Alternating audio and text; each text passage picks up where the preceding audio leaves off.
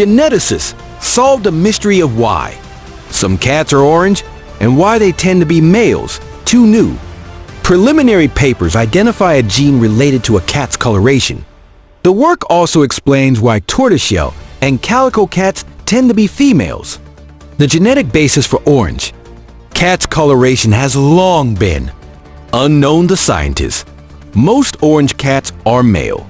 Because the gene that produces orange, fur is located on the X chromosome, and male cats only need one copy of the gene to be orange.